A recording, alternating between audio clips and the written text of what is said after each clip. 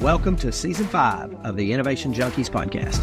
In this season, you'll learn from successful innovators who have influential stories, practices, and strategies that will have your gears turning. Prepare to be inspired, challenged, and empowered. This is the Innovation Junkies podcast. Hey guys, Jeff Standridge here, and welcome to another episode of the Innovation Junkies podcast. Hey, it's Jeff Amrine as well. Glad to be back. Hey, good to have you, man. Good to be here. Man, we've got a great show today. Got a great guest. I'm excited. Her bio calls her a triple threat. I don't know if it's probably quadruple or quintuple threat. Professional athlete, former TV anchor, tech startup executive that took a company to IPO. She's also an author, podcast host. So Nina Sossamon-Poe, great to have you with us today. Thanks for having me on, Jeff and Jeff. It's a pleasure to be here. Well, that's great. Tell us a little bit about you. We have the headlines, but kind of fill in the blanks a little bit for us, will you? Yeah, it's a lot of headlines. Sorry about that. It's been a little busy year, busy lifetime for me. So my background, as you said, I call that my resume, what you went through and what discussed there. What I like to talk about and what I like to share when I'm speaking and on podcasts is all the stuff you didn't mention. So I was on the U.S. gymnastics team, but then I didn't make the Olympics. Crushing blow at the age of 16, thought my life was over. Then I was on the LSU gymnastics team, D1 athlete, doing my thing, and then blew out my knee. Crushing blow, thought my life was over. And then I was in television and was really, popular, big fish, little pond, news anchor.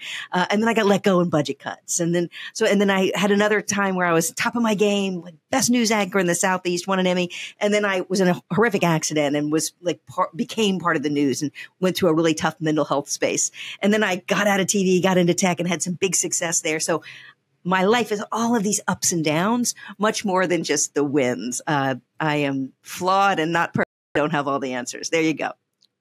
Well, gosh, Nina, don't start with a bunch of downers. I'm kidding, obviously. I'm kidding.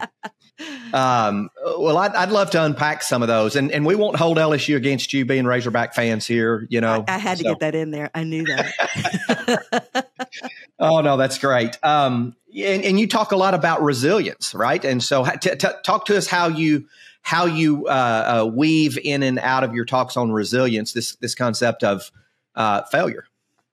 Yeah, and for your listeners, it's all of us. So nobody gets a pass and has an easy life and everything goes exactly as planned. And you set goals and targets, KPIs, whatever you're working towards in your life, with business or your personal goals. And I talk about how you handle that when things don't go your way. So that's how I weave it in. And resilience is the ability to, learn, adapt, and grow stronger from anything that happens in your life. So there's perseverance, go at it, go hard, stick with it.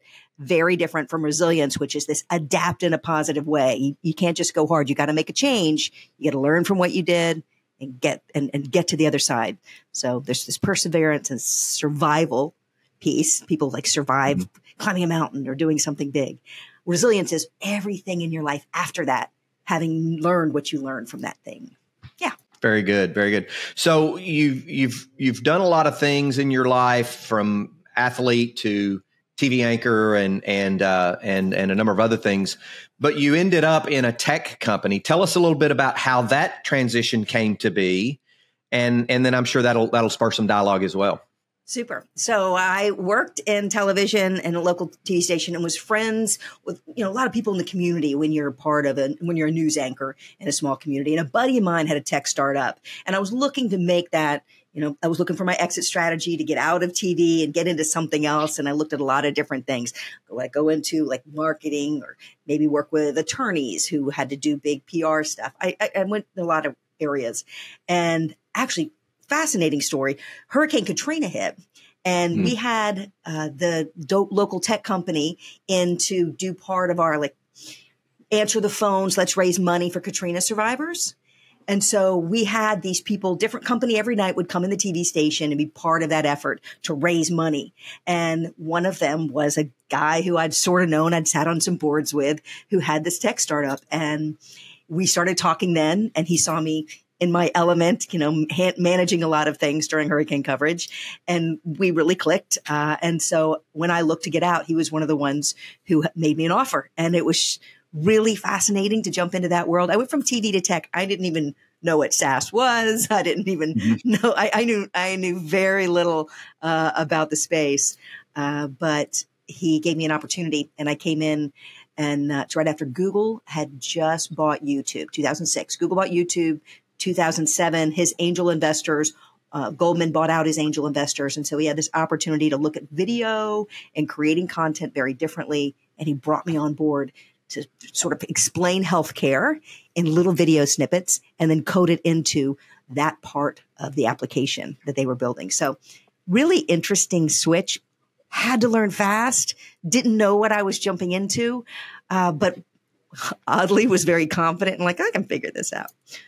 And how was it riding that all the way to an initial public offering? I mean, a lot of people have spent time in the startup world. Not everybody has been from kind of early stage all the way through an IPO. Talk about that experience. Yeah. So as I mentioned, they had about, I wasn't early startup. So I do want to preface that because I work with a lot of early startups now on VC funding and their first round of funding. So I came in, we had about 250 employees at the time.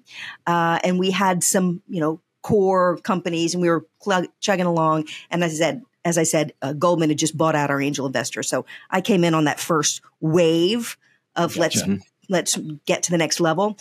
And then I was there for 12 years and I worked my way first communications and then ran marketing comms during the IPO. And we got to 1,200 people by the time the IPO hit. So I went from 250 people to 1,200 people. And I did a lot of the marketing comms, crafting the message that we were going to take to the street, talking, how we were going to do the road show, how that deck was going to come together. It was me and a team. It wasn't me. You know how that works. But to be part of a road show and just be part of that world and that stress, and several people, dropped out of the team as we did it. It was so stressful. Very smart, very capable people who just could not take themselves to that level of stress. And I think having had my past and having gone through all the things that I had gone through, I was like, yeah, I got this. Come on, guys. We can do anything.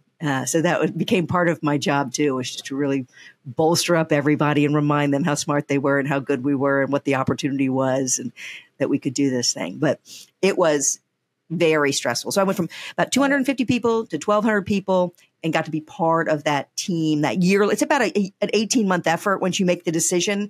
And there were times when several people, even our CEO at one point, walked out of a meeting with all of our investment groups. And he came out of the meeting in those glass meeting rooms. I can picture it in my head. He walking down the hall and I was walking the other way past because I was coming and going during one of the breaks. And he's like, I don't want to do this. Like, we're not doing this. We're not doing this. And there was just this moment of, I'm not doing this thing, because you give up some control and you have to really listen to a lot of people, and CEOs don't really like giving up all that control and being told how things should go. So it's very, very stressful, but a fascinating thing to be a part of. So what did you learn during that time of being a techpreneur, so to speak, a tech executive? That maybe you relied on your past, but what did you learn? Maybe some key lessons. Gosh, there were so many lessons. As I said, I stepped into tech not knowing the tech space. So I called myself, what I was really good at was taking large volumes of information and crushing it down into snippets that people could handle. And you didn't have to, I used to say, you don't have to have all of the answers to light up the world. You just have to have the whole ball of wax. I used to say, you just need enough to make a candle. And so I think your part in any success is what you have to lean into and surround yourself with really good people. I learned that very quickly, that it doesn't matter how great a handful of people, like one or two people are, you need a full team to do big things. That's part of what I talk about. So when I went from being a news anchor, obviously you have a team, you have somebody talking in your ear, you got a co-anchor, you got somebody running the cameras, you're part of a team. When I stepped into tech, the pieces that I didn't know, there were people who knew it really well. Like the CTO was going to talk technology and I didn't have to learn, the core functionality and how the stack was built. I didn't really have to understand that. I needed to do my part, which was get into his head enough to communicate that to a broader audience who didn't understand it, who was going to invest. So I think one of the main things I learned is to do your part and don't really lean into your strengths. When you're at that level, I had to really lean into my strengths and add that to the team instead of trying to play catch up with all the things I didn't know. Does that make sense? I think it was probably the biggest lesson I learned. Yeah. You work with tech founders and others today. So tell us a little bit about what you do and how you translate all that you've done, all of those successes, all of those setbacks. How have you translated that into what you do today? Well, a lot of the work I do when I work with a tech startup is to try to figure out what their story is. Being able to tell a story affects who's going to invest in you, who's going to buy you, who wants to work for you. So being able to tell your story of your company is really, really key. Can't just keep it all in your head. You have to figure out a really very specific way in which to share it and to get other people to share your story in the same way. I would say, get the whole team telling the same story. So in a lot of times when you work with executives, they're so far ahead of everybody else. They've already built this thing out and can see the future. So getting out of their head where that vision is, and then getting the whole team and individuals how to see it the way they see it, and then come up with what is the story, not just the value prop, not just the green pasture out ahead, what the opportunity is, but why it was started, how it's going to help people, how it makes a difference to the world, but also weaving in how it makes a difference to the person you're talking to, whether it's an investor or someone who wants to work for you or someone, who you need to get buy-in from, maybe your champion in another, company you need to do a collaboration with. So crafting the story of the why and why it matters to other people is really the key. And when you work with executives, they're so smart. I mean, you get the chief technology officer in there, and every third word is what I was understanding at some points. So I would have to really ask the questions until a light bulb would go off in my head, like a journalist would, and go, oh, I get it. It does this, so it does that. And that's why it works. And that's why so-and-so needs it. But I would have to ask those questions often and kind of be the tech whisperer.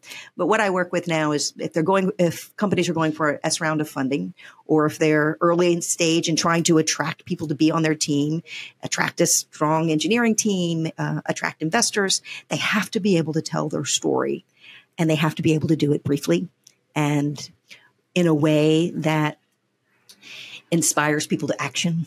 So the story behind it becomes really important, not just the passion, but all of the pieces that come together in a story.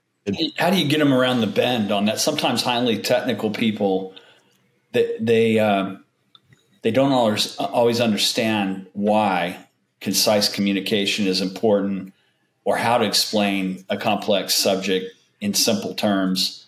What sort of techniques do you use to get them around the bend on that kind of thing, to where they get it, the importance of messaging and clear communication? Specifically in the tech community, and I've got a couple people in my mind as we're talking about this. One's the CTO, and one was the president of the vice president, actually, the vice president in our engineering department. And it would be a lot of long conversations. It's difficult, and some of them are sort of on the spectrum, and communication's already not their strong suit.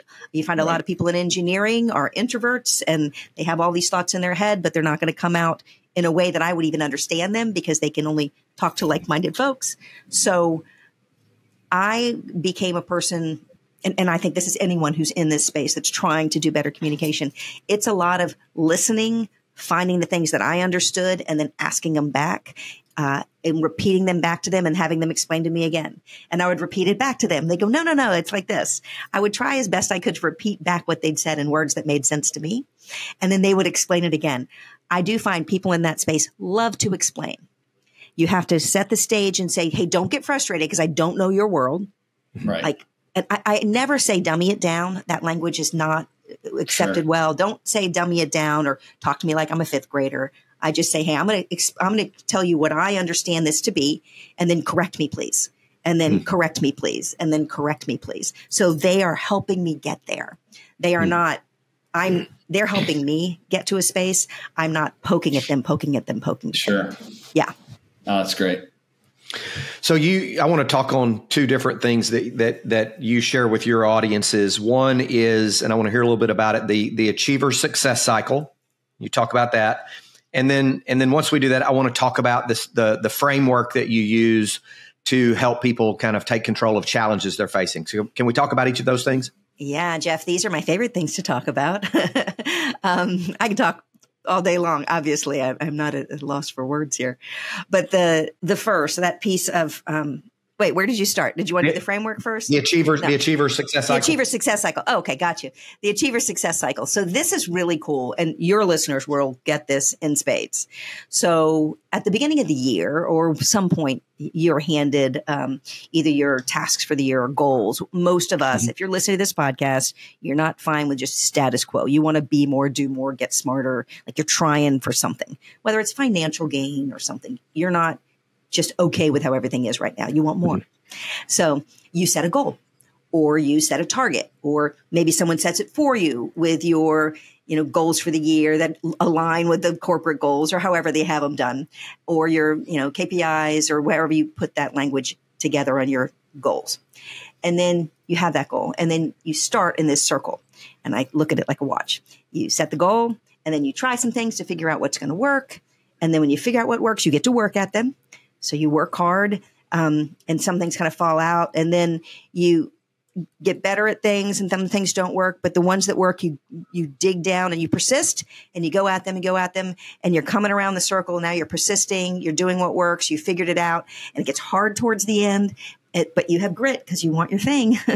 And so you get back up to the top of the circle and you have that grit, and then you achieve. Okay. So you go all the way around, trying things, learning things, working, persist, grit, and then you achieve. And then you get to the top of that. And then what do? You set a new goal and you go around again. And so there's this idea that we have to celebrate the wins, but we're the type of people, when you're in the success cycle, you're always going to be setting a new goal. Once you achieve that one, you're not going to be like, okay, I achieved it. I bought the house, done. I made the money, done. I did the thing, done. You're always going to put something else out in front of you and up that bar, up that ante just a little bit and jump in, and do it again. The analogy I use on the stage, which I love. Oh, and I bet you out where you guys are, you have some of these. Remember those old merry-go-rounds, like the metal merry-go-rounds when we were kids? I see gray in your beards. You got to be close to where I am. Absolutely. So. Wait a minute. Oh, I didn't. Okay, yeah, okay, there you go. There you go. Yeah, I can't cover this up. This is what it is. In my 50s. Anyway, so you remember those old metal merry-go-rounds? Oh, yeah. Yeah, those rickety thing. And you jump on, they get some kid to start pushing it. We'd all jump on. And they'd spin around and around.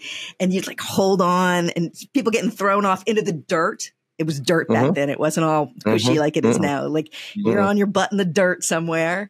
And then the kids would all go slinging off. And sometimes you jump on, like there'd be the bully kid who'd like stomp on your fingers with his feet, with his shoes and stuff. But sooner or later, everybody flies off and there's one kid left.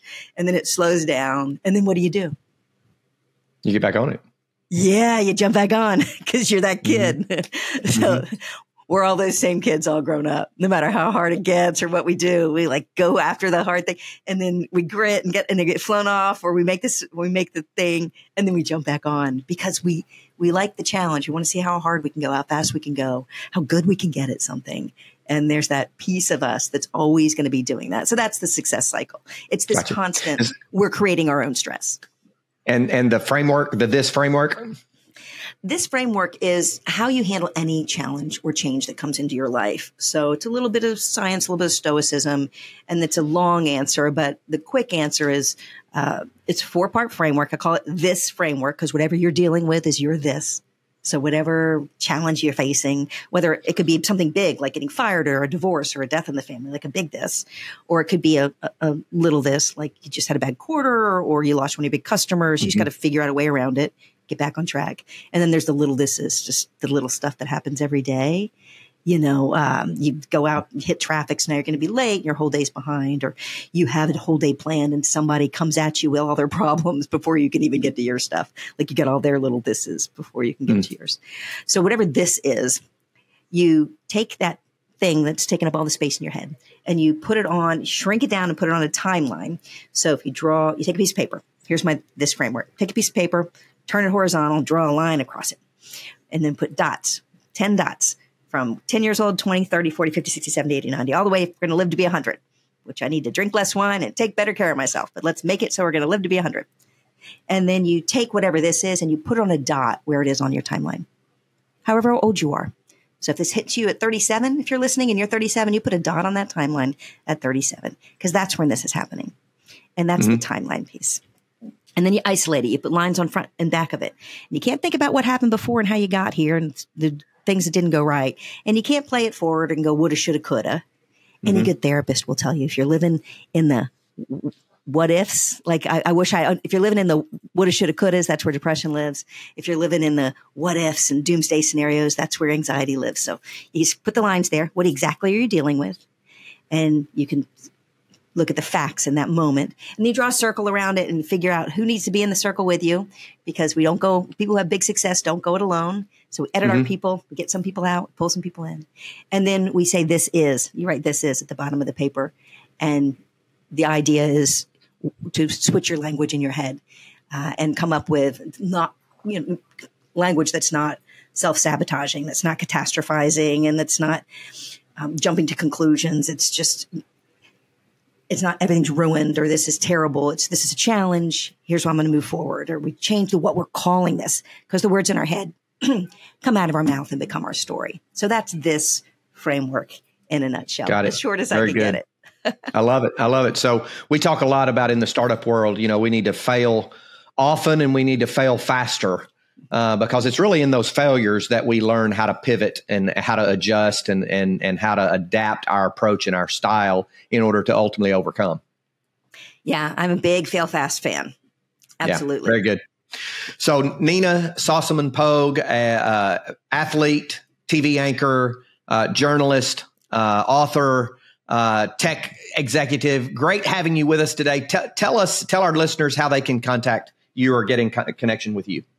You can always find me on LinkedIn, Nina Sossamon-Pogue on LinkedIn. If you're interested in me speaking at a conference or doing other work with me, that's the best place to find me. If you want to follow me I do some inspirational and some thought-provoking stuff on Instagram and Facebook. On Instagram, I'm Nina Speaks. On Facebook, I'm Nina Sossamon-Pogue. You can find me if you put my name into either of those platforms.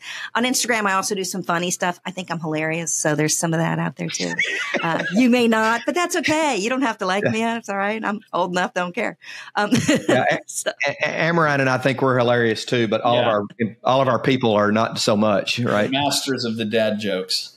Oh yeah, see, you're my people. I think that I have quite a wonderful sense of humor, but Very good. Well, it is great having you with us today. We appreciate you taking the time to spend it with us and our listeners. My pleasure to be here, guys. So nice to meet you, Jeff, and all the best to you and to all of your listeners. You as well. You as well. This has been another episode of the Innovation Junkies podcast. Thank you for joining. Talk soon.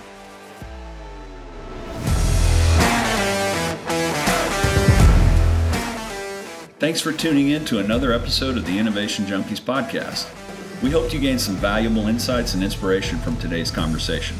Be sure to subscribe for more episodes featuring leaders in the forefront of innovation, and don't forget to connect with us on social media to continue the conversation. See you next time.